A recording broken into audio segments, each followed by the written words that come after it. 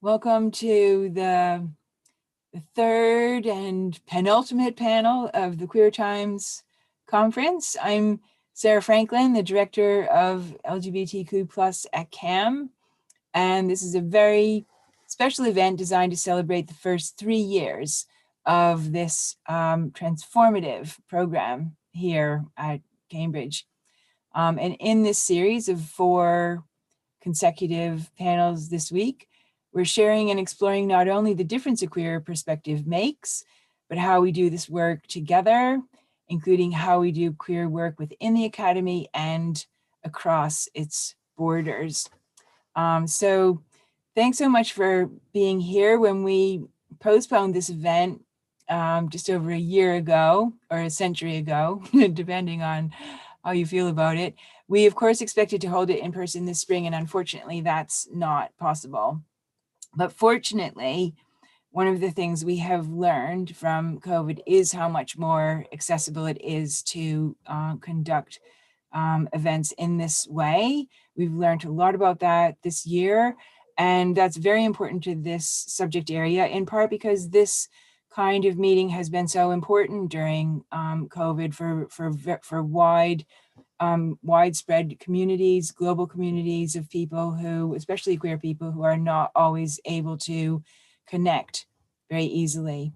And so I really want to thank everyone on the panel today and all of you who are attending for shifting to the online version of this so efficiently, so willingly, and so enthusiastically and in such large numbers. And at the very outset, I also want to thank Lucian Stevenson and Joe Cotton for their technical support today.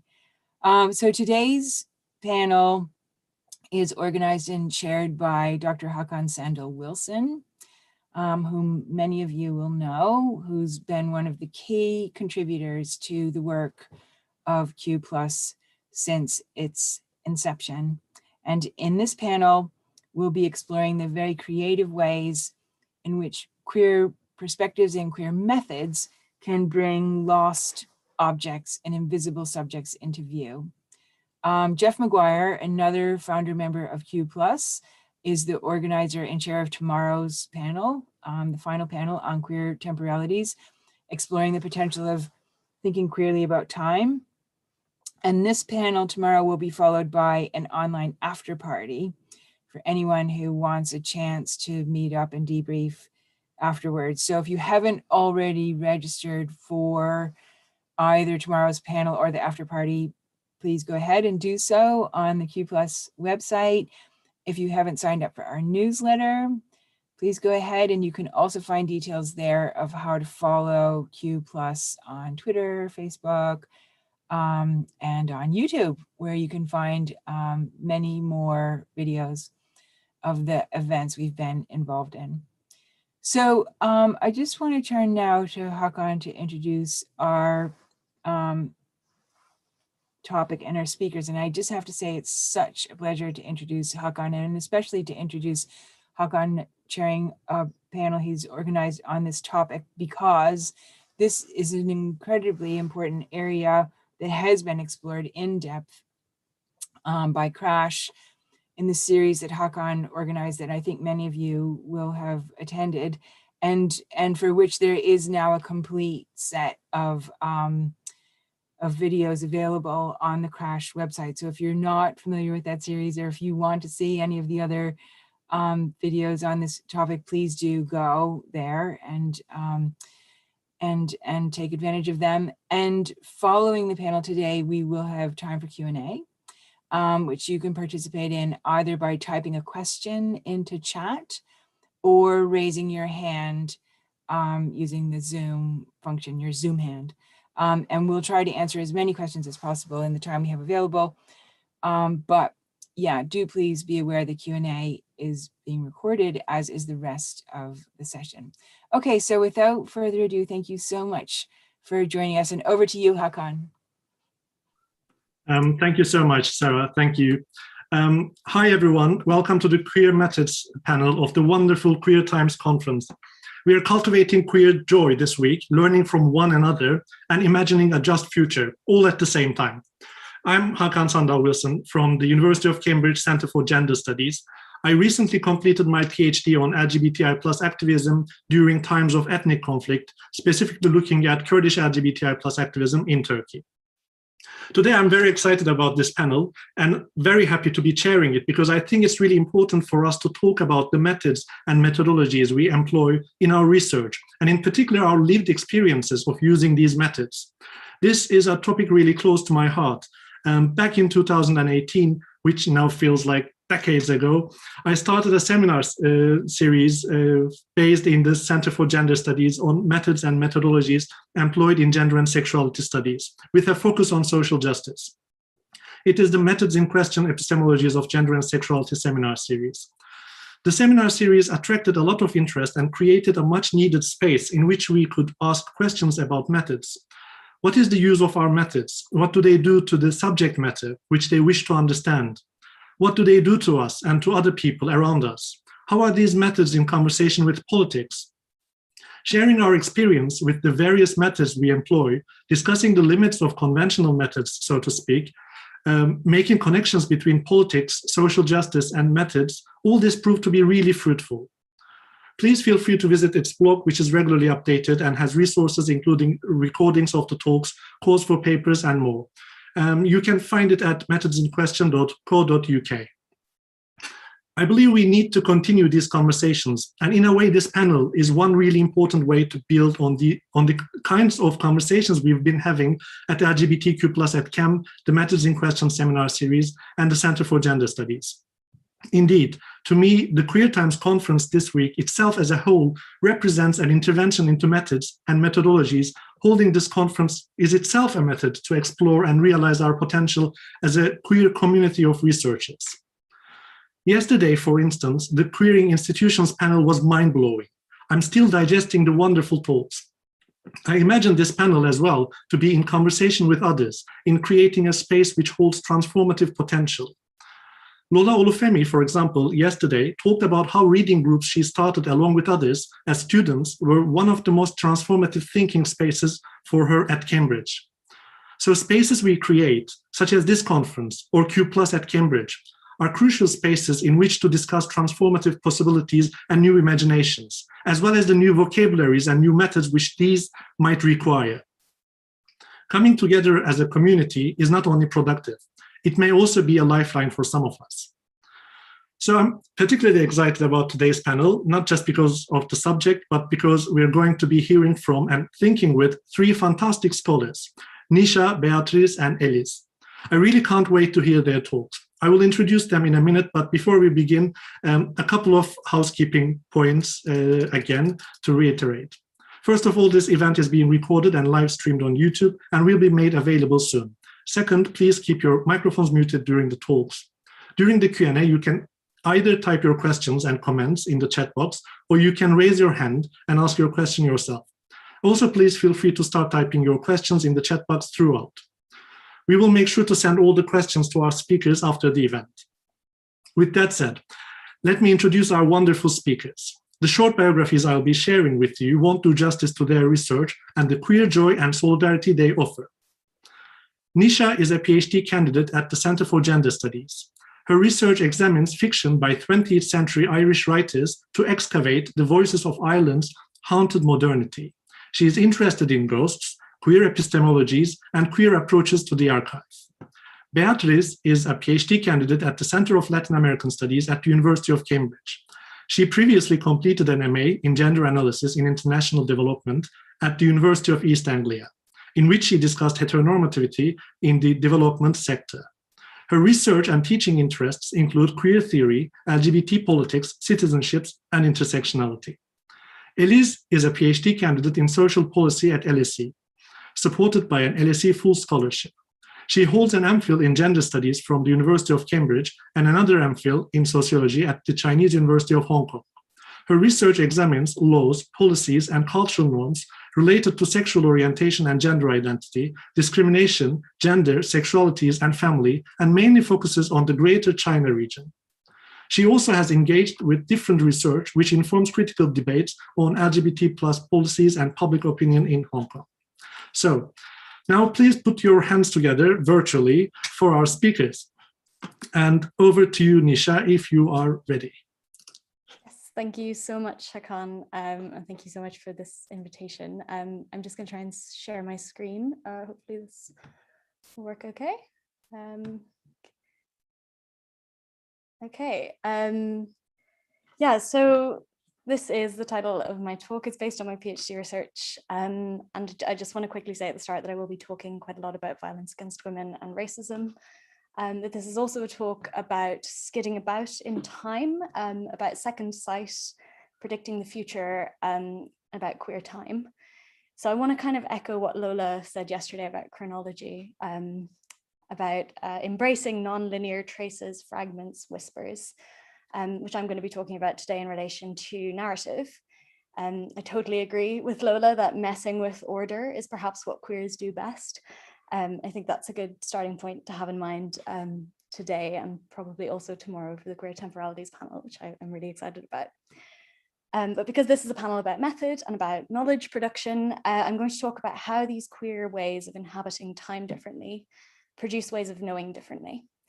And the way that I do this in my PhD project is by reading the fictional work of 20th century Irish writers who dissented from the emerging conservative orthodoxies of the newly independent state. One of these writers is Dorothy Macardle. So Macardle was a novelist, playwright, and short story writer, but also an activist, journalist, teacher, and historian who was deeply embedded in Republican politics at the foundation of the Irish state in the 1920s. She described herself as a propagandist, unrepentant and unashamed. And she wrote what came to be a sort of government-sponsored historical account of the Irish Republic, and was close friends with Taoiseach Eamon de Valera, a politician who's synonymous in Ireland with social conservatism, though they later split over Macardle's opposition to the infamously misogynist constitution introduced while de Valera was in office. Macardle's fiction, especially her Gothic novels, resists the homogenizing conservative direction that Irish culture increasingly took after 1922. The literary scholar Geraldine Meany writes, even as she continued to be a public apologist for de Valera's Ireland, the Gothic scenarios of Macardle's fiction began to bear an uncanny likeness to the dark side of that Ireland. Macardle's novels give us access to knowledge that is unthinkable within official discourses or conventional histories.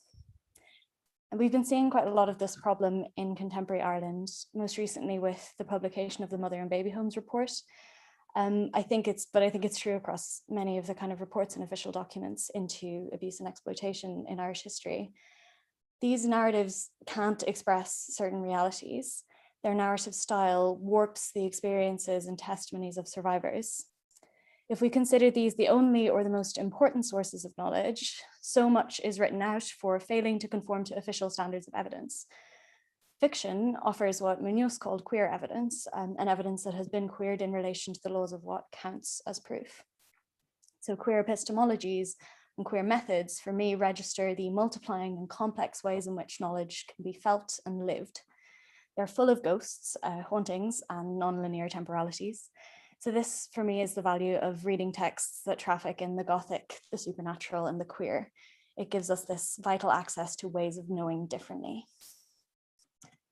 So The Unforeseen, which was published in 1945, is a novel about marriage, the institution that de Valera's constitution pledged to guard with special care by outlawing divorce and prescribing a life within the home for women. The central characters are Virgilia Wilde, a widowed writer, and her artist daughter Nan, who've recently moved back home to Ireland after years in England. Virgilia suffers from previsions, terrifying glimpses of the future, which do eventually come to pass. In one of these visions, she sees Nan being strangled by a figure that looks a lot like her fiancé, Perry. Virgilia is apprehensive about marriage in general after 20 years of marriage to Henry, an engineer-in-chief to a prominent cotton concern in Manchester, and a man who made efficiency his god. Henry, the abusive husband, significantly is associated with the economic systems of British colonialism and devotion to the logics of industrial capitalism, while Virgilia is aligned with rebellious Irishness, suffering through the first bitter, rebellious, incredulous year before her daughter Nan is born. Their bond then is framed and cemented by resistance to Henry's tyranny. Virgilia works hard to create an alternative world of love and sweetness to shield Nan from abuse. Nevertheless, Nan quickly learns the skills necessary for survival as a woman. As she grew older, she observed her father's moods warily and learned to placate and elude him with childish tact. Virgilia's work as a writer and the money that she saves as an escape route is seen as projecting an act of open rebellion. This experience of marriage has left physical legacies for Virgilia. Macardle anticipates the insights of feminist trauma theorists like Judith Herman in describing how knowledge comes to be stored in the body. When she thought of Nan and Perry, a painful constriction came at her heart. Her previsions are a kind of Gothic return of the repressed, a manifestation of the knowledge that she's attempted to thrust down into the limbo of her mind. So these violent supernatural incursions disrupt the linear time of a conventional romance plot culminating in marriage. Virgilia's resistance to compulsory heterosexuality for Nan, her powerful sense of the dangers of marriage, finds an outlet in the Gothic mechanisms of the supernatural. Prevision is a queer form of knowledge that unsettles straight time. To quote Jack Halberstam, queer time works in opposition to the institutions of family, heterosexuality, and reproduction. It's about the potentiality of a life unscripted by the conventions of family, inheritance, and child rearing. If we consider the temporality of the heterosexual romance plot building up to marriage and reproduction as a narrative encoding of straight time, queer time derails this temporality. It operates on a visceral level to unsettle the security and normality of Nan's engagement by calling up embodied memories of violence. Virgilia experiences being out of time through her provisions. All this queerness, as Nan helpfully describes it, leads to sensations of skidding about in time or even having lost all sense of time. She becomes unbound from normative time, undermining the chrononormativity of linear heterosexual progression with disorienting provisions that might be said, to borrow Elizabeth Freeman's words, to gum up the works of the normative structures we call family and nation, gender, race, class, and sexual identity. Gothic novels have always had this kind of affinity with queerness, with collapsing boundaries, repressed social violences, impurities, and deviant sexualities. Though the novel offers a rational explanation for Virgilia's previsions using kind of Cod psychoanalytic theory, it's deeply unconvincing. The Gothic specializes in creating a lingering atmosphere of dread. Perry, the suitable white middle-class professional man, ideal citizen of the New Republic, is doubled in the novel by Carlo, the Southern European sculptor. It's Carlo who actually enacts Virgilia's prevision. Perry swoops in to save Nan. So the threat of violence is comfortably displaced onto a racist stereotype, the trope of the foreigner as violent misogynist. But Carlo voices these stereotypes right at the start of the novel, alerting us that it's perhaps not quite so simple, that Macardle is consciously deploying the racist image of the, quote, hysterical Latin. The aim of the narrative is to cast Perry's non-violence, his respectable credentials, into doubt, which the author successfully does through the mechanisms of the Gothic. As Terry Eagleton has written, the Gothic is the political unconscious of Irish society, the place where its fears and fantasies most luridly emerge. Siobhan Kilfeather describes the Gothic novel as an alternative form of history writing, one which questions official sources, excavates guilty secrets, and pulls skeletons from the closet. The unforeseen foregrounds the fear of violence from white Irish men, pulling apart the racist narrative that displaces brutality onto a foreign other or racialized groups by convincing us of Perry's capacity to kill Nan. This violence is the guilty secret, the skeleton in the closet of Irish nationalism, only now properly coming to light through the work of scholars in Irish women's history.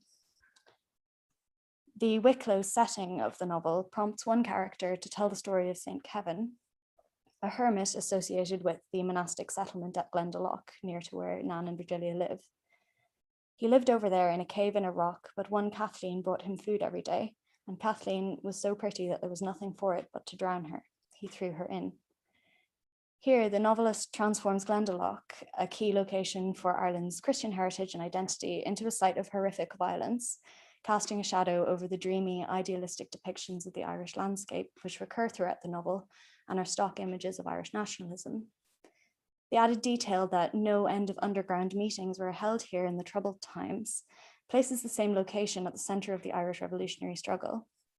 Macardle makes it very clear that she sees brutal misogynist violence as a structuring element of the ideology of the saintly white anti-colonial Irish nation.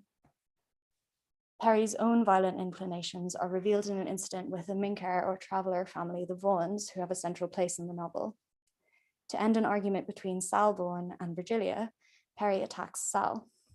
He had the woman's face pressed down against his shoulder with his left hand and her arms confined behind her back with his right. He was laughing. This has a strong impression on Virgilia. She invokes again the figure of the violent racialized other when she thinks that that gesture of his was uncivilized, too sudden, too strong. Right before the attack, Perry had been thinking, Nan really cares a lot about her painting and I keep forgetting that she does anything. This disregard for Nan's individual personhood then forms the background to his violent outbursts. And it might be easy to discount these individual moments, but with prevision as a narrative device, Macardle forces us as readers to view the central romantic relationship, as Virgilia does, through the lens of the man's potential future violence. As Nan and Perry reassert their commitment to one another in the shadow of Virgilia's prevision, Perry's tone becomes a sinister mixture of romance and threat. Like a darling girl, Perry's steadiness was deserting him. Don't talk like that or I'll do something wild. Carry you off on the morning boat and never let your mother near you again. Perry leaves, and Carlo arrives in a rage of humiliation to punish Nan because earlier in the novel, she ran away laughing and left him. Both men claim that Nan's behavior is or would be to blame for their actions. As Carlo slips easily into Perry's place in the scene, the effect of Virgilia's prevision is only intensified. This queer way of knowing, queer way of ordering time has made the unthinkable thinkable, the violence of respectable middle-class men. But I want to end with a character who remains on the edges of the text, slightly beyond the reach of the novelist's imagination. Bridget, Virgilia's housekeeper, is the character who voices the association between prevision and pre-colonial Irish knowledge systems. She's perfectly comfortable with the idea of second sight, which Virgilia thinks of as an unwanted abnormality, potentially an illness, not normal, rather horrible. Virgilia consults a psychiatrist, Dr. Franks, which brings her the reassurance that Bridget initially fails to achieve. The resonances with queer experiences of pathologization are clear.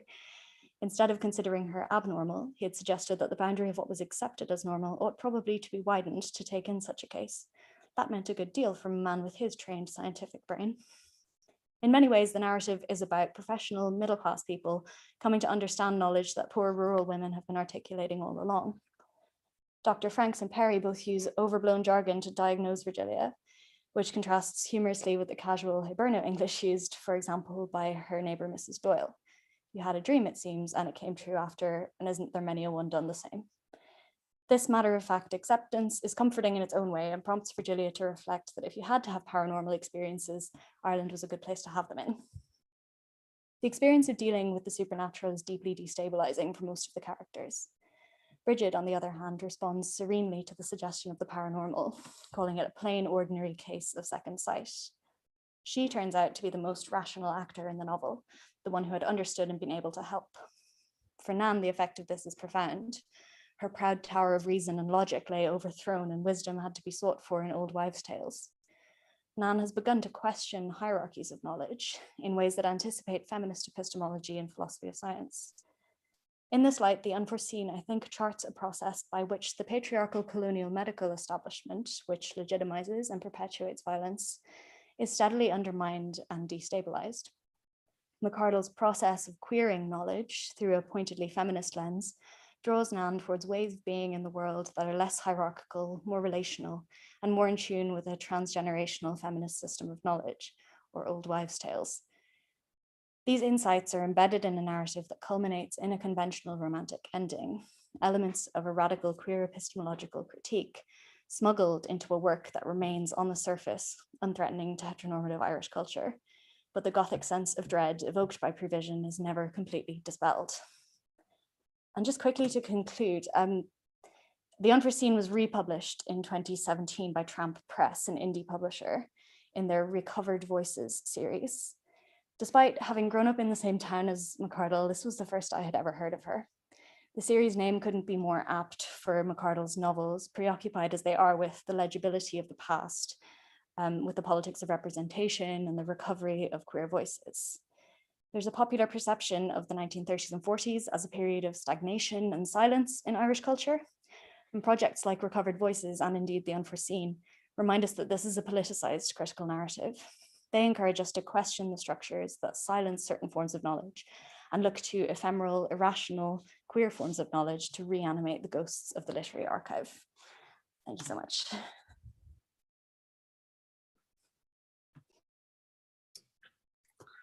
Thank you so much. Thank you so much, Nisha, for this brilliant talk. I'm here, like, we can do the virtual applaud as well.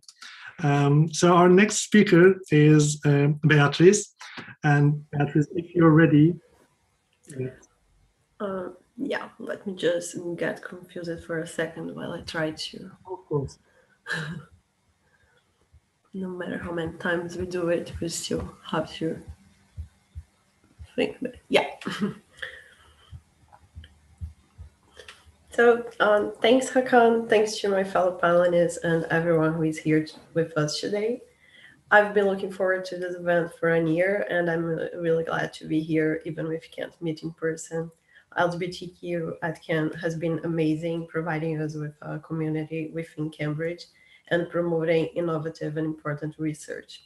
I'm really happy to contribute to that. I'll start today by giving a brief overview of my research to give you some context. Then I'll discuss my framework in relation to social movement theory and how I'm approaching queer intersectionality in my research. When talking about my work, I'll refer more to Brazil because my fieldwork there is at a more advanced stage. So my research analyzes LGBTQ movements in Argentina and Brazil, focusing on how intersectional identities and interests influence their strategy, demands, and results achieved. I started my research questioning which subsets of the LGBT community have been benefited by the rights achieved so far, and how decisions made by social movements may have been influenced by intersectional elements that determine which subsets of LGBTQ movements have the material and cultural resource to participate in certain strategies and later to resist antagonistic backlashes. But bringing more of an intersectional queer perspective to my interviews with Brazilian activists and archival work, I also started to explore how intersections of gender, class, race, and religion have a deeper role in informing participants' experiences with identity, activism, strategies, and futurities. I chose to work with Argentina and Brazil, besides my personal interest being Brazilian, in the past decade, because in the past decade, these countries have established a similar set of LGBTQ rights that match international standards of advancement, even before some countries in the global north. But still, in both countries, the stability and potential of these rights have been questioned, especially as they are faced with strong national conservative movements and the broader movement against gender ideology in Latin America. The rights exist, but many queer people still live in a status of subsistence. And of course, the coronavirus pandemic has made this clearer than ever. So similar to the civil rights movement and feminists, we have an equality on the books that is not translated to the realities of queer people. And it's very clear that there are a lot of forces working together in this oppression. It's not only a matter of sexuality and gender identity, but a combination of factors like race, class, gender, occupation that determine how these results are received. And this begs us to move away from monolithic understandings of LGBTQ politics. So when you look into social movement theory, many studies acknowledge that collective identities are constructed and managed through process of articulations in which individual diverse identities are resignified and transformed by each other in relation to a broader community, traditions, and institutions. However, even new social movement theory, which focuses on identity-based movements, usually don't look much beyond the construction and usefulness of collective identities to mobilize collective action. The possible suppression of complex identities, interests, and demands have not been in depth considered, as well as the way that identity is itself a part of movement strategies. One exception in Mary Bernstein's analysis of gay and lesbian movements in the United States, in which she proposed an analytical framework that centers on these three different uses of identity: identity as empowerment, identity as goal, and identity deployment. Identity for empowerment refers to the construction of a collective identity and the notion that political action is possible. It's the work that is done before collective action, in which individual grievances are translated in collective ones. Identity as a goal refers to social movements' work towards the recognition of stigmatized identities or the deconstruction of categories ingrained in the fabric of society. Identity deployment is the strategic use of identity as collective action pursued to challenge and transform institutions and mainstream culture. Bernstein puts that in a continuum from education to critique. Identity deployment for education is used strategically to gain legitimacy by playing on uncontroversial themes and challenging perceptions about the group in a way that is not disruptive. It's a bit the strategy for marriage equality, when each movement shows that LGBTQ people have been in long-term relationships similar to marriage, their families exist, and they're just as valid as heterosexual families. On the other hand, and you have identity deployment for critique, which contests values and underlying structures of oppression. So in this example of marriage equality, it is showing all the possible arrangements and questioning why so many rights are attached to marriage. What Bernstein found in her research was that identity deployment strategies are mainly established by the possibilities of political access, the movement's own resource, and the shape of opposition. Movements with privileged access to politicians and the state due to other factors like race, gender, and class would prefer educational approaches, while those that faced more state hostility, dealt with organized opposition, and lacked political access would deploy identities for critique. Here she talks a bit about movements as homogeneous entities, but she also talks about how this, how there are always disagreements over the use of strategies that can cause fragmentations, and new movements are created from that. And Bernstein also see the strategies not fixed. In different times, same movements may employ different strategies. I propose that to understand the choices made in relation to strategic use of collective identity, we have to look into how decisions are being made within movements in relation to external factors. So while I think this framework can be enhanced, it still tells us about the important role of people's different position within markers of difference when making strategic choices. If we include here more of an intersection and queer view, we may be able to look deeper into leaderships and how their positionality and self-interest influence choices in ways that may not be so representative of the various LGBTQ people, and also how different constraints and opportunities mean different things to different people, and to consider the decision-making process within movements as an important side of struggle between different intersectional identities, even prior to public political action. Moreover, we can question if it is still possible to conceptualize such a diverse movement solely on the basis of identity. Perhaps the focus on interest, experience, and solidarity would be more helpful in understanding movements, formations, and the way they organize internally and form their collective identities. So at this point, I want to bring here Yamsim's formulation of the queer dilemma. The queer dilemma deals with the tension and implications of LGBTQ movement, instrumentalizing identity categories without applying a more deconstructionist approach to social structures and institutions. This is an intricate dilemma because while we are aware of the dangers of essentialism and assimilation, the reality is that it has achieved important political demands that do benefit many lives. But this political process are always embedded in a very precarious balance. As we see through current research on the role of homonormativity and homonationalism in neocolonial and hegemonic projects, for example. And if we look into movements as a homogeneous group of people, or we generalize them based on a few of the most visible experience, we are going to leave many people behind and maybe even contribute to increase their vulnerabilities. As an example, last year, Brazil criminalized LGBT phobia, which was the result of a great effort from many groups and activists, and was celebrated by many in the community.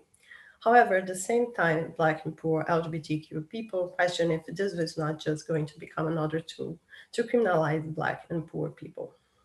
Further, the state, especially through the police, but also through discriminatory social policies, is responsible for violence against LGBTQ people, especially those that are more vulnerable due to other markers of difference. So how can you expect to be protected by the state if the state is frequently failing you or actively harming you? Who is going to be protected by that legislation? This is not to bash on identity politics, but to consider its complexity and to acknowledge its limitation, when not taking into account wider structures and intersectionalities.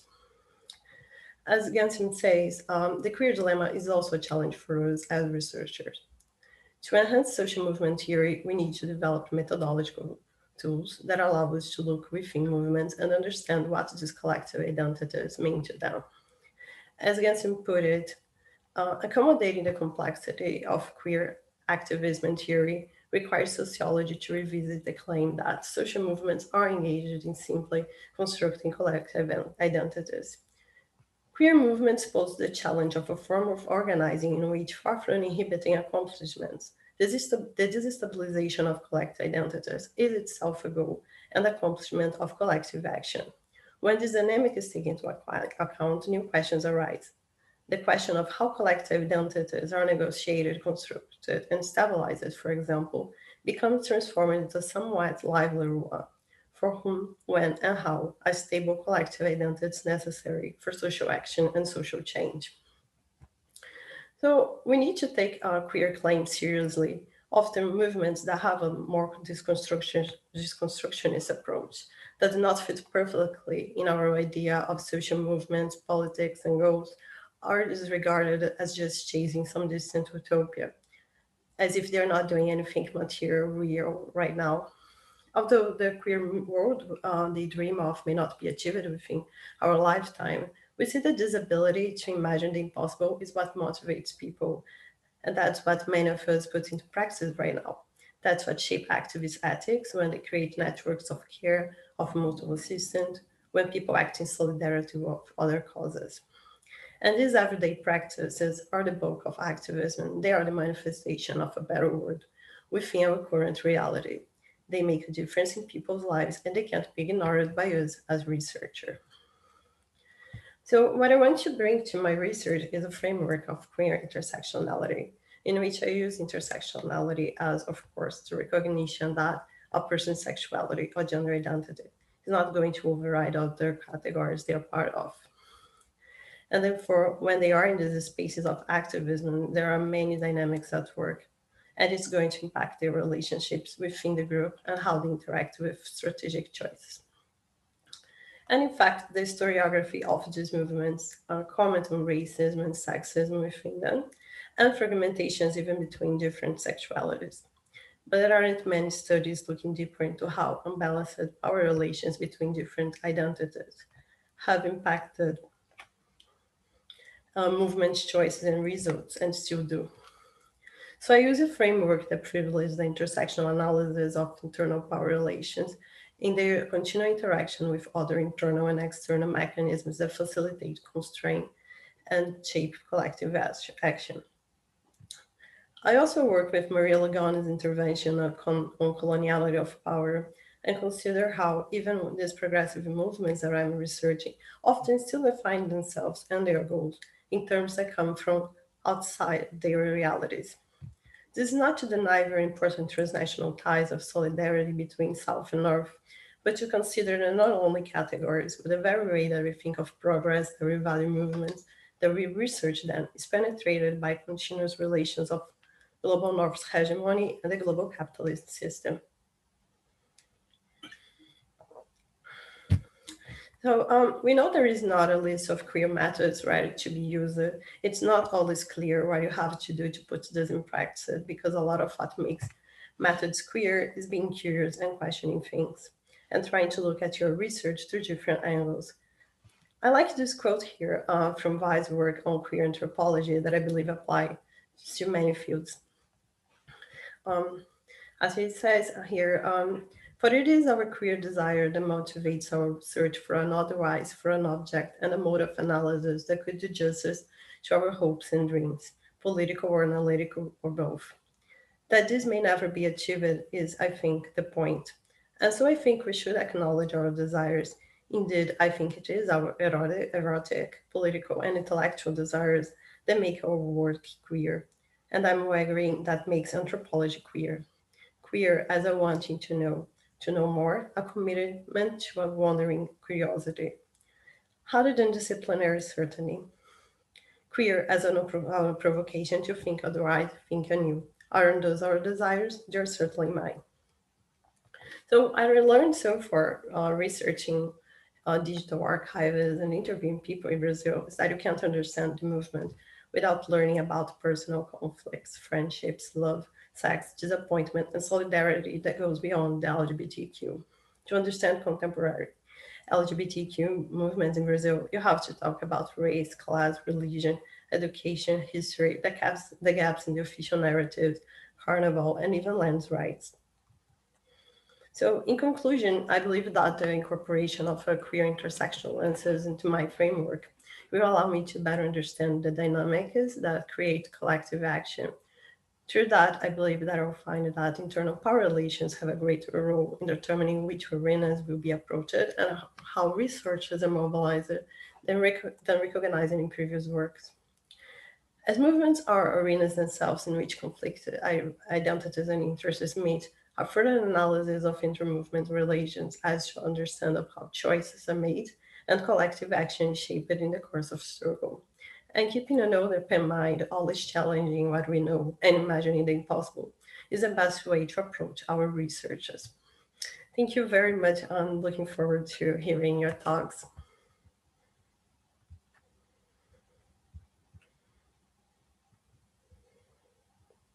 Thank you so much. Thank you. A big round of applause or hearts. Thank you so much for this very, very timely topic as well. Such a timely discussion. Thank you for bringing together social movements, queer thinking, and intersectionality, which is really important. I'm looking forward to discussing this more in detail during the Q&A. Thank you so much. So our next speaker is Eliz. If you're ready. Yeah. Hello. Hello, everyone. I'm Eliz. Thank you so much for having me here.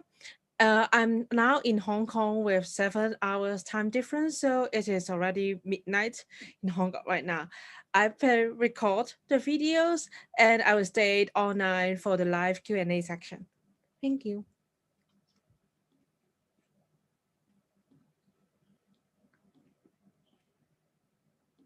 Hello, everyone. Today, I want to talk about doing queer research in queer times. Some preliminary methodological reflection based on my experience conducting queer research during the pandemic. I'm sure some of you have the similar experience. This is my second year. I supposed to do fieldwork and data collection, and then COVID just changed everything. This year, I struggled a lot and navigate new ways to do research online. And I hope my sharing will be a starting point for us to reflect and discuss methodological and epistemological questions we encountered during the pandemic in the new post-COVID world. The COVID-19 pandemic had completely changed people's lives all over the world, and also how research is conducted. Because of lockdown, social distancing, and the restriction of international travel, many researchers are forced to move their data collection online with the help of digital communication technology. There are some crowdsourced documents and collaboration amongst academics to navigate new ways to do fieldwork in the pandemic. And I think it is very important for us to reflect the methodological challenge, ethical concern, and its implication on the knowledge production for doing our data collection online during the pandemic. There are some emerging discussion on this issue. Some scholars talk about how to conceptualize the field on Zoom, and some ethical, logistical, and cultural concern. Some scholars argue that doing online research, especially on Zoom, have some advantage. For example, participants feel more safer to speak at their own home and to share their experience. Also, there is a shift in power dynamics. The interviewees have more agencies in terms of they can control the digital field access by the researchers. They can turn on and off the microphone and camera anytime they like.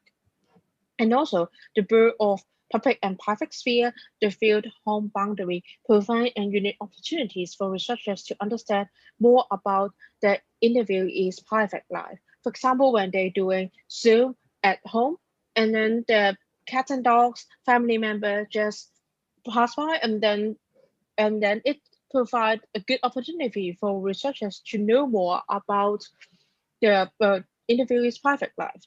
And of course, the reduction of time and cost, especially for international travel and overseas fieldwork, are one of the biggest advantage for doing research online. However, I want to adopt queer lens to talk about methodological reflection during the pandemic. Previous discussions are usually not research related to LGBT topics, and some queer specific concerns are not addressed in the discussion. I want to ask, how about doing queer research? How about doing research about the pandemic impact on queer individuals and community? And how about the challenge and opportunities experienced by queer-inspired scholars who are also impacted by the pandemic? I want to explore this methodological and epistemological question through my reflection on conducting both qualitative and quantitative data collection with LGBT participants online during the pandemic. I will first share some of the findings about LGBT life experience during the COVID, and then reflect how this challenge echoed the experience faced by my interviewees and even myself as a researcher. We did an online survey with over 1,000 LGBTQ individuals in Hong Kong in order to understand their life experience during the pandemic. We find that other than the general stresses in the pandemic, there are some sexual minority specific stresses faced by LGBTQ individuals. Mental health is one of the big concerns. We found that other than the general stresses, there are LGBTQ people face additional challenge. For example, family conflict related to their sexual orientation increased during the pandemic, and also the reduced connection with LGBTQ community also affects their mental health. Another important point I want to talk about is that loneliness and co-residence. COVID-19 is also named as a loneliness pandemic because of the social distancing and lockdown measure. It is a common belief that people living alone are more likely to feel lonely during the pandemic. But our finding shows that there are no significant difference between people, LGBT participants who live alone, and those who live with their parents. Parent unacceptance towards their sexual orientation predict more family conflict during the pandemic, and it is associated with higher level of loneliness. The issues of lacking personal space and privacy is experienced by queer individuals, especially their family members are not LGBTQ friendly. But living with parents are very common in Hong Kong, a society with insanely high rent rate, and also society with strong family value. We have this finding on about the life experience of LGBTQ people in the pandemic, but only when I start doing interviews, I realized how serious these challenges, these LGBT specific challenges affect my interviewees, my data collection, and even myself as a researcher doing LGBT work. Finding place and time is the most difficult challenge I face when I start doing interviews. Interviewers always find difficult to have a safe space to, to be on Zoom to talk about their sexualities. Many of them haven't come out to their parents and family members, or the family members do not accept their sexualities. And because of work from home and also lockdown measure, they are stuck at home and have no way out. Many public spaces are closed, many LGBT-friendly spaces are closed, and even if they are open, queer participants are quite afraid to go there because of the contact tracking policy in local government. For example, in Hong Kong, if there are someone in that LGBT space got COVID, and everyone who've been there need to undergo compulsory quarantine and testing, which eventually out their sexualities to their parents, family members, and colleagues, because they need to explain why they were there in an LGBT space. One interviewee asked me, would it be possible to start the interview at midnight so that his parents would be asleep at the time, and it was the only time he had to be that he can be his true self and talk about his struggle as a gay man. Another interviewee suggested she would take the Zoom call on a bus because it is the only way she feels comfortable to talk about her sexualities in front of strangers. Finding private space in public has long been discussed in queer literature, and this pandemic pushed this to another level because of the dislocation of public and private space. In previous methodological discussion, the transgression of public and private sphere was perceived as an advantage as it gives flexibilities and also for interviewees to join the interview at any time and any place they like. But it only applied to people who do not face serious constraint and oppression from their families and surrounding. Home is not necessarily safe for LGBTQ individuals. Without the option of having alternative space at interview, it may risk that marginalized people will not have the chance to be included in the research and thus the knowledge production, while the situation of desperate need to be heard. The formation of a new in-between space on Zoom brings opportunities and flexibilities for conducting interview, but it also brings uncertainties and also risk and distrust for both interviewees and researchers while doing research on sensitive topics and in conflict-affected society. Interviewees express the concern on surveillance using digital communication technology, which data protection is still unclear. In traditional face-to-face interviews, both researchers and interviewees can adopt different strategies. For example, turning off the recorders, or avoid using online communication technology, and using non-verbal gesture to communicate hidden message. However, using the online communication platform, even the researcher did not turn on the recording function.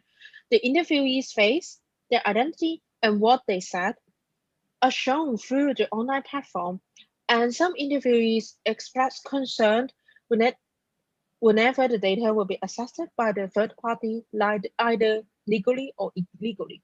This is especially the case in a place with heavy state surveillance. Also, it is important to note that what matters is not a proof, but people's perception of surveillance.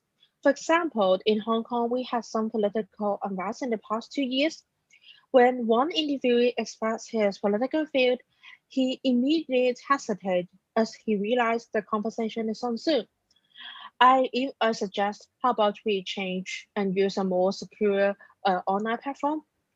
Then he expressed his concern and saying that there are no online platform which is 100% secure from the state surveillance. I think this is a major concern for researchers to address either the actual data protection and also interviewees concerned on the security. It is especially the case where the research the research site is still have the criminalization of homosexualities. And it is something that we need to talk about the ethical concern and also how it affects the research that we conducted. When talking about methodological reflection, we always focus on the vulnerability and the risks of interviewees, and sometimes assume that researchers are very resourceful and we have thought everything out. But it is not always the case. Researchers, including me, also faced challenges during the pandemic. I was forced to work at home, while my family members did not show supportive attitudes on LGBT issues and my work.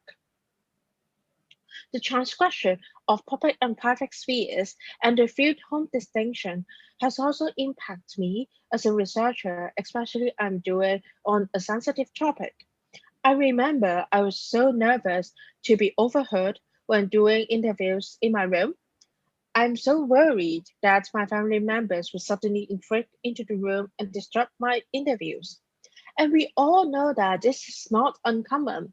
We saw a lot of funny videos that someone was doing was having a Zoom meeting or doing a weather forecast, and suddenly their children's, their family members just appear in front of the camera.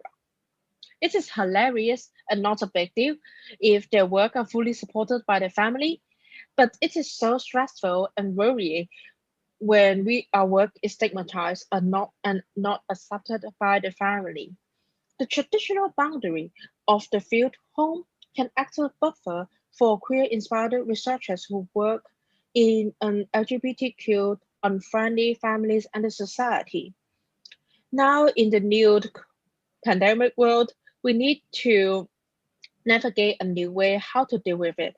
And also we need to take into account the struggle faced by the researchers during the pandemic and how it affects the study itself. Also, the reduced connection with the LGBTQ community pose challenge both on my research and myself as a researcher.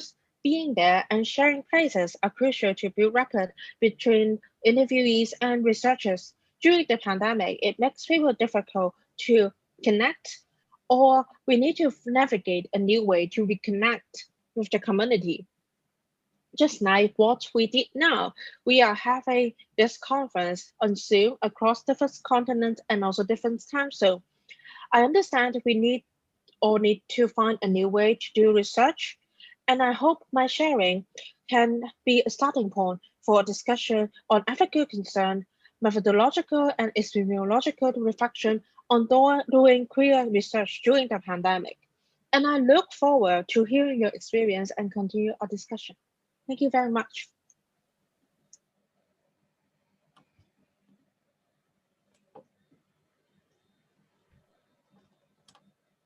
Thank you so much, Eliz. Again, such a timely talk. It is quite impossible not to think about the global pandemic at the moment, and thinking about the ethics of research during the pandemic is very important. So very timely. Thank you so much, Eliz. With this, we can now open the floor to questions and comments from the audience. Please raise your hands or write your questions in the chat box if you would like to. Okay. So we might start with the questions in the chat box. Okay, a question from Martin. Thanks for the talks. A question for Nisha. Do you have any further thoughts on how the making of the unthinkable thinkable, if Martin is quoting well in your talk, he adds, can be a queer method? Is it about queering knowledge in the sense of making it less hierarchical? Are there other elements to it? How would you characterize it? Yeah, thank you so much for that question, Martin. Yeah, I've been thinking, like, my PhD is becoming increasingly about thinking and what we can think and what narrative form allows us to think. So yeah, I haven't quite worked out my answer to this yet, but I guess for me, when I talk about queering knowledge, I'm kind of thinking about Sedgwick, mostly in the epistemology of the closet, questions of ignorance and knowledge and innocence and revelation, and kind of recognizing the coexistence of all of those things is kind of what is queer about these kind of knowledge systems that I'm coming across in a lot of the texts that I'm writing about. In the context of Ireland, I found it means listening to ghosts, mad as that sounds, and kind of building on that really rich Gothic tradition and finding its afterlives throughout the 20th century, when there is so much kind of denial and pretended ignorance, and figuring out how kind of creative responses to those epistemological systems use fiction and storytelling to queer these very rigid kind of binaries of knowledge and ignorance. I think I've been thinking a lot about it as well with the kind of, for people who kind of don't know the history of Ireland, but the last sort of 2 decades have been punctuated by reports which pretend to reveal something that apparently nobody knew about. So the latest is kind of a lot about forced adoption from, you know, quote unquote unwed mothers. I'm sure you're interested in reproductive sociology. You're definitely all over this, Martin. Things like that. And I'm really struck by the narrative temporalities of report writing and commissions, which, you know, go from a really, it feels to me like straight time, going straight from ignorance to knowledge, and this report pretending to kind of bring us all out of the closet of ignorance and offer the definitive answer. But I think people who have been writing fiction and writing ghost stories and writing Gothic novels have always recognized that kind of everybody knows in different ways, and that we're in a really complex kind of epistemological landscape where people are knowing and pretending not to know. So queering knowledge, I guess, is about recognizing that, if that makes any sense. Thank you so much, Nisha. It makes perfect sense. Thank you so much. It is a really important discussion as well. A question for Eliz. I'm reading the question. I was struck by your important reminder that doing interviews on Zoom may be risky for some interviewees, especially in places where, for example, homosexuality is criminalized and online platforms can be controlled by the authorities. Can you or we collectively think more about the ways to overcome this problem? Would you like to share your ideas about this? Thank you so much for your question. It's such an important issue that we all need to face during the pandemic and also in the post-COVID world, as I imagined doing research online will be more popular in the short future. And I think it's a very difficult question, especially you want to get access to the interviewees, you want to wants them to feel comfortable to reveal their life experience. But on the other hand, there are so many things that we can't control. I think the first point we need to bear in mind is the data security literacy that we required for both researchers and also the interviewees, that they understand there are risks and how to avoid it. Sometimes actually the people who live in those countries have more tactics to deal with the censorship and surveillance by the government. You can ask them directly how to avoid them, or you may provide, or we can explore others option. Would it be possible to do it in a more secure way? And of course, I would say, I hope that after the pandemic, doing face-to-face interview will become an option for us again, because I think online interviews has a lot of advantage, but being the only option during the pandemic caused methodological issues, while having the choices between doing online or doing interviews in person will provide more flexibility for us to handle different situations in different countries. Thank you so much. Thank you.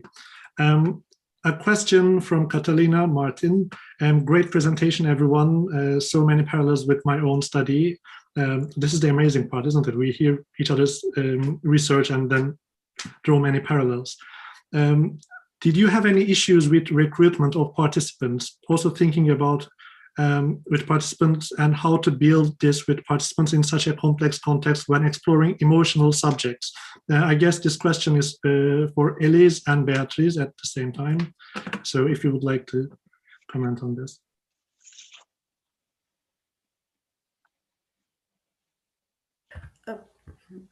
Okay, so in relation to this, the first problem that I encounter is because I can't just go to places and meet people. I depend a lot on getting recommendations.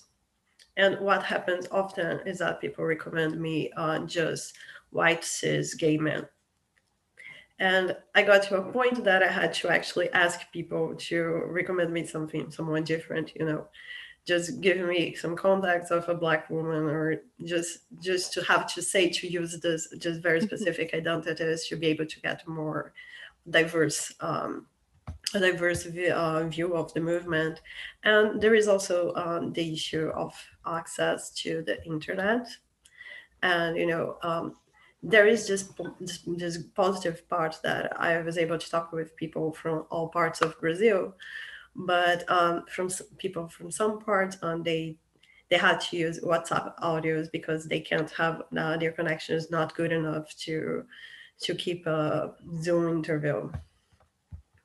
And also in this issue of establishing a rapport with participants, what I'm doing a lot is just talking with them on WhatsApp and creating some kind of relationship, but it's not the same thing as just meeting someone and being in front of them.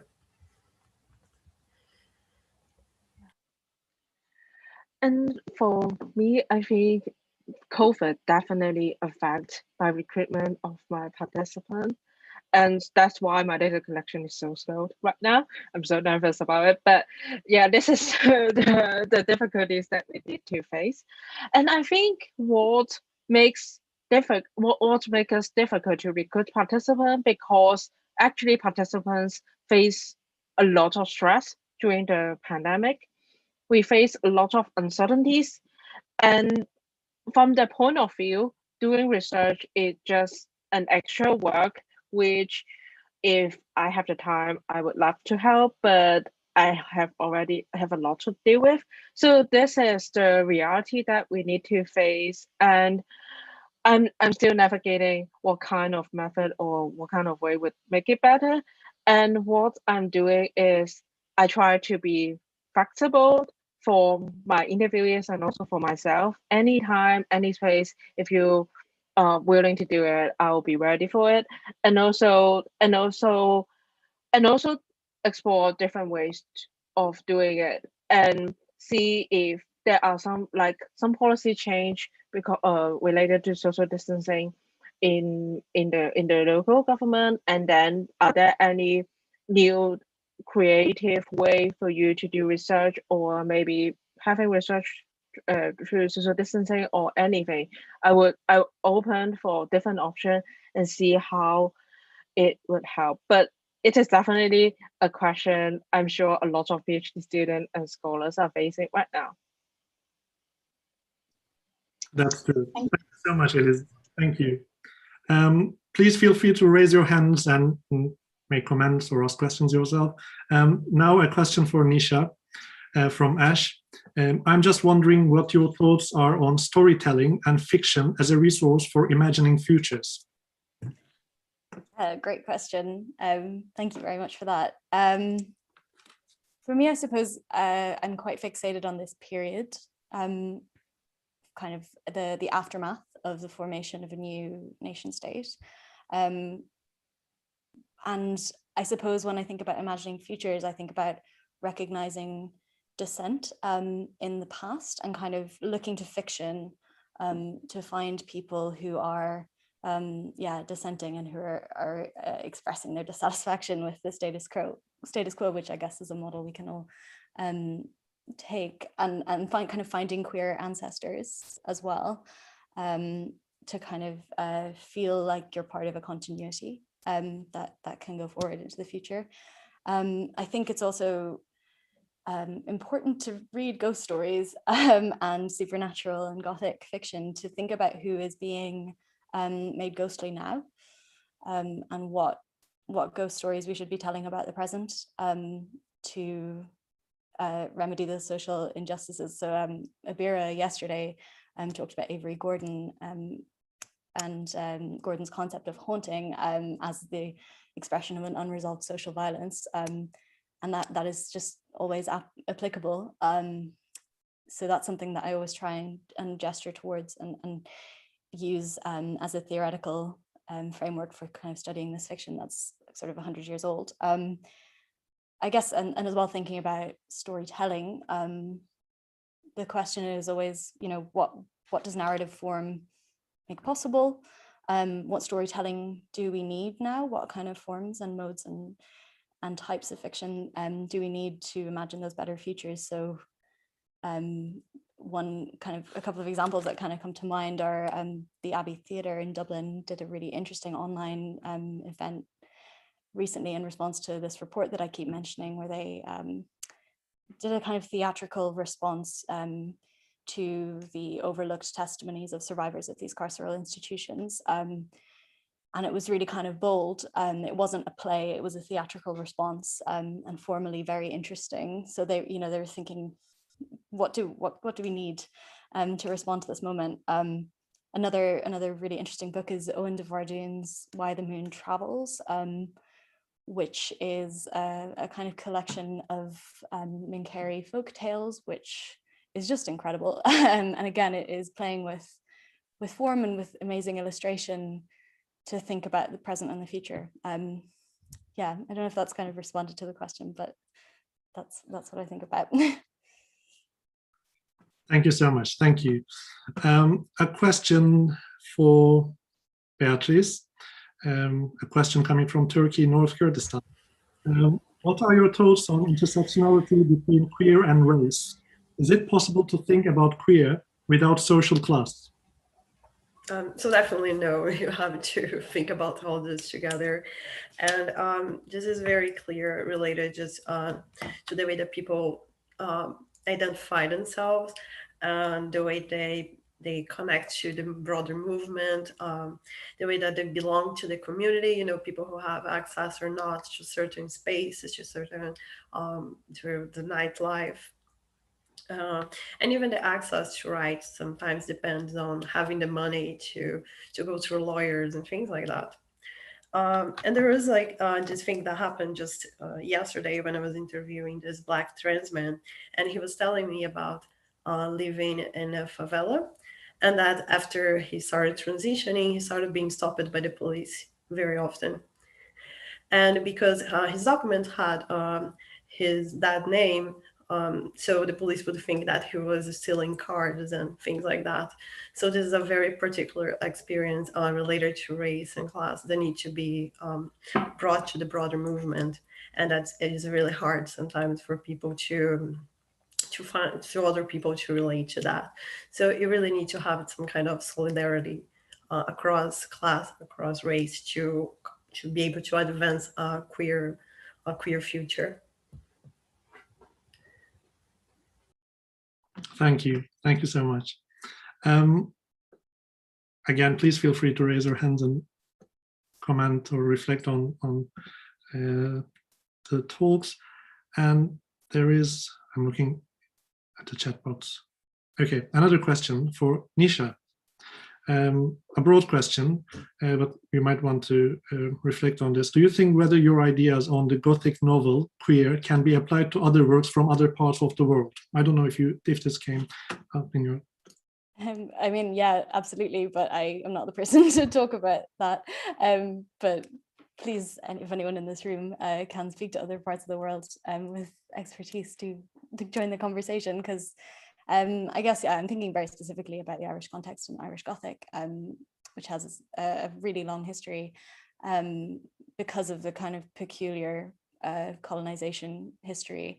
The Eagleton paper that I referenced is about Protestant Gothic, and that is the kind of fever dream of the colonizer, the kind of paranoid about, you know, the degenerate racialized Catholic majority, you know, rising up and overthrowing. So it is, I guess, a very specific context that has then resonances still in Irish fiction now. But I think that power dynamic is obviously not unique to Ireland in any way.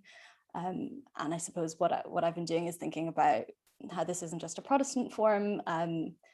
You know, the kind of religious backgrounds of the writers that I study are reasonably diverse. So it is about dynamics of oppression that I think are applicable in many, like all locations. But yeah, if anybody knows about other Gothic traditions, I would love to hear about them.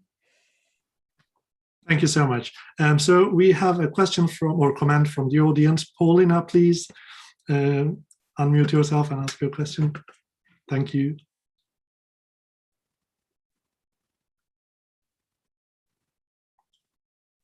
I guess you're muted. We can't hear you. Oh, hi. Thanks very much. And thank you for... Is that all right? Can you hear me? Yes, yes. Yes. I was just going to say I'm very interested in Naoise's analysis of Dorothy Macardle's novel. It sounds a wonderful novel. And one of the things I was very interested in, the comment, queer time derails the time of heterosexual marriage and childbearing. And I was thinking that can be both positive and negative. I mean, positive if you don't want to fit into this world of childbearing, but can be very difficult otherwise. But I also wanted to ask, is there any solution found to the problems in the novel about particularly about the domination of women by men? Is the solution escape, or are there positive aspects in the novel? Thank you so much for that. Yeah, and your work has been really. I don't know the novel. I must read it because I thought it seemed wonderful, and I myself work on the analysis of fiction, you see, and so I'm very interested in this. Yes. Absolutely, I would totally recommend reading all of Macardle's Gothic novels because they're really interesting. In terms of kind of positive imaginings, this is quite a pessimistic novel, but her final novel, which is called Dark Enchantment, was published in 1953, and it's also quite depressing, quite pessimistic. It's about fascism, and it is quite brutal, but it has a much more interesting relationship between, I think relationships between women basically are the kind of remedy in kind of queer ways and in sort of queerly maternal and queer alternative kinship bonds that emerge. So in her latest novel, or her last novel, Dark Enchantment, the kind of relationship between the central female character and her mother-in-law becomes this like quite optimistic alternative to her relationship with her fiance, which is, you know, full of that sense of dread that the unforeseen has about heterosexual relationships. So that Dark Enchantment is maybe a better novel for looking for kind of optimistic visions of the future and relationships between women that are about sort of, there's a really great quote about Dorothy Macardle from Rosamund Jacob, who she lived with in Dublin, who wrote extensive diaries. And she is on record as saying about Dorothy Macardle that she had no use for men, which I just think is a lovely phrase. And it's a kind of, I think that's kind of the escape, or that's the optimism, is when you can kind of divest yourself from those structures that do still have to be the resolution of the novel, right? She's still writing this kind of middle-brow women's fiction, romance novels. So she's kind of constrained, but does offer these glimmers of relational. Is there any example of a male who is more understanding, or of homosexual men in the novels? I mean, it's quite an early novel, but I wondered if there was anything more positive. Or I can't think of any gay men, but there is an interesting character in Dark Enchantment who's called Henri, who's a folk healer. And he's a very interesting example of masculinity that is very much opposed to this kind of world of psychiatry and medicine that The Unforeseen is about. So in Dark Enchantment, yeah, the character of Henri is much more interested in like a softer and unthreatening masculinity. It's, yeah, I think it's a more optimistic novel. The Unforeseen is unremittingly bleak a little bit. Anyway, thanks very much. You've persuaded me to read the novel. Thank you so much. That's my goal in life. Thank you. Thank you. So there is a question in the chat box I'm going to read. Thank you all for your presentations, really fascinating work. Just in speaking about queer methodologies undertaken by queer researchers, there's a large emotional effect on you in undertaking that research, and those emotional revelations can often direct your research. How have queerer methodologies allowed you to use personal experience, feelings as evidence? Who would like to go first?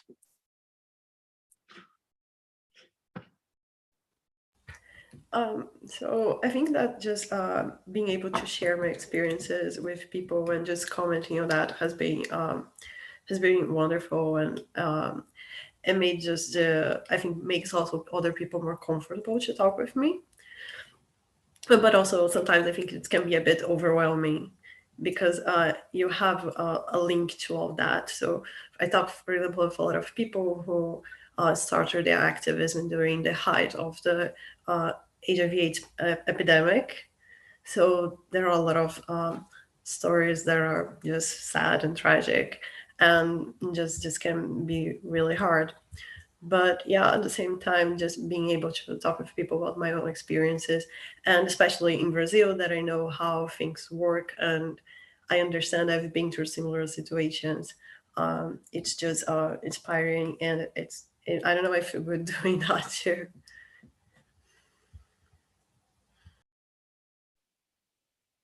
Yeah, and thank you so much for, can you hear me? Yeah. Okay, good. Yeah, thank you so much for your question. I think this is really important, that to acknowledge the emotional journey faced by the researchers, especially doing queer research. And this is the reason why I mentioned the methodological reflection and the impact faced by researchers during the pandemic, because we often ignore, we often overlook this perspective, or we just separate it into two parts. One part is talking about, okay, during the pandemic, scholars, especially PhD students, face a lot of pressure. And then the second part is, okay, the interviewees face a lot of pressure. But how about actually the PhD student and the scholar are the interviewers? And when doing data collection, it affects both the interviewees and the interviewers, and also the data we connected during the process. So that's why I mentioned this point, and I really want to go further to explore any potentials and any debate on it. And also I think self-reflexivity is so important in the process, both designing the research, doing the research, doing analysis and writing, and not only about myself, but also myself in the situation affected by the pandemic. It is something that we need to take into account and dig deeper on it. Yeah, if I will come in very briefly, I guess queer affect for me is about,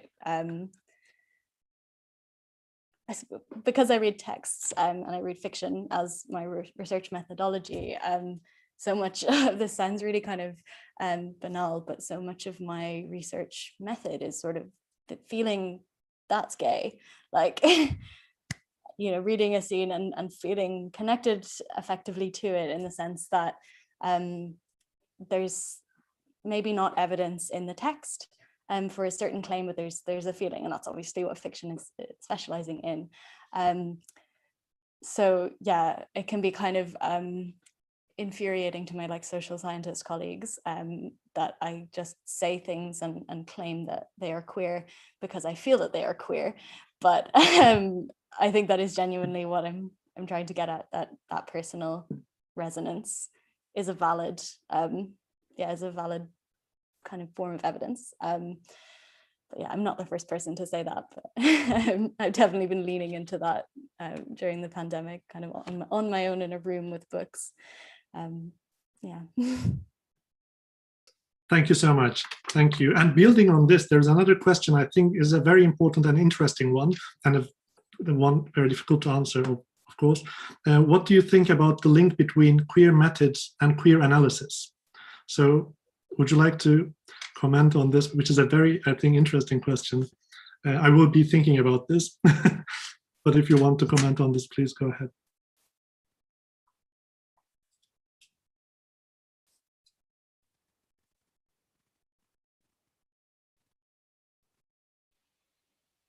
Maybe just a brief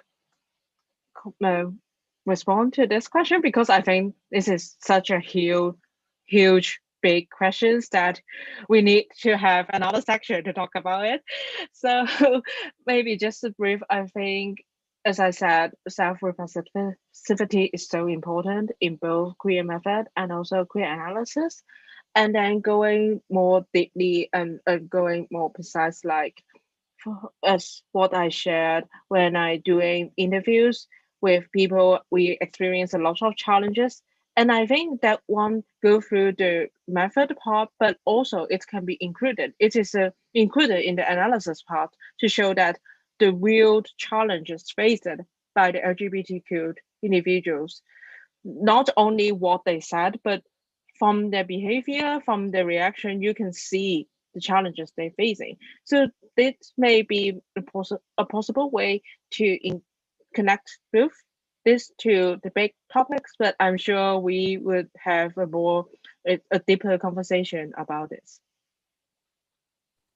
Thank you so much. Thank you. So we can go around with final thoughts, wrapping up. If you would like to say a few words, and then we will just say goodbye. Yeah, I just really want to say thank you all so much for those questions and comments. And thank you so much, Hakan, for the invitation to be part of this panel. It was so wonderful. And so much of what I said was inspired by, going to Methods in Question seminars and looking at the Methods in Question blog, which everybody should read cover to cover, so to speak. So yeah, thank you. Yeah, so similar talks. Just I'm really glad to be here. It's been an amazing opportunity. Also, I've learned a lot during the Methods in Question series, and really thankful for that, Hakan. And let's just keep it trying to think about different ways of doing research, just challenging and questioning and relate to it in a personal way. Mm-hmm. Yeah. And thank you so much for having me here. And thank you so much, Hakan, for inviting me. It's such a great pleasure to be here. And also, I think having this kind of community and platform is so important for us, queer-inspired scholars, to do research on different topics, and especially in this difficult time. And I really appreciate the effort that you all do, and for us to contribute to this community. Thank you. So another round of applause for our brilliant speakers.